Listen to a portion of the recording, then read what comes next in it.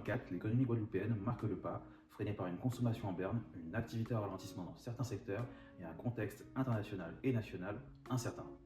Pour autant, le moral des chefs d'entreprise reste globalement favorable, soutenu par le ralentissement de l'inflation et une reprise des investissements en fin d'année. En toile de fond, la démographie reste un enjeu majeur.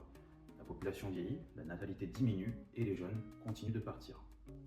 Dans ce contexte, le marché du travail s'améliore, le taux de chômage baisse à 17%, mais reste bien au-dessus de la moyenne nationale.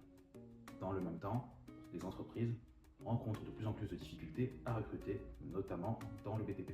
De son côté, l'inflation ralentit, finalement un ralentissement qui s'explique par une baisse des cours des produits agricoles, une consommation modérée et un assouplissement de la politique monétaire. Côté commerce extérieur, les importations reculent, freinées par une demande intérieure en berne. En revanche, les exportations progressent, portées par les réexpéditions de produits pétroliers. Le tourisme confirme sa reprise, plus de 757 000 touristes ont été accueillis. La saison des croisières retrouve ses niveaux d'avant-crise avec 242 escales. La saison suivante s'annonce prometteuse avec 285 escales prévues. Le transport ralentit après 2 années de forte croissance. Le trafic aérien se stabilise à 2 millions de passagers. Le trafic maritime, passagers comme marchandises, est en léger recul. Le secteur du BTP fléchit. La fin de grands chantiers comme celui du CHU pèse sur l'activité, mais une reprise est attendue en 2025, portée par de meilleures conditions de financement et de nombreux chantiers publics et privés à venir. En 2024, l'activité bancaire progresse en Guadeloupe, dans un contexte économique encore fragile. L'inflation ralentit, les conditions de financement s'assouplissent progressivement et les taux d'intérêt baissent pour les entreprises, soutenant l'investissement.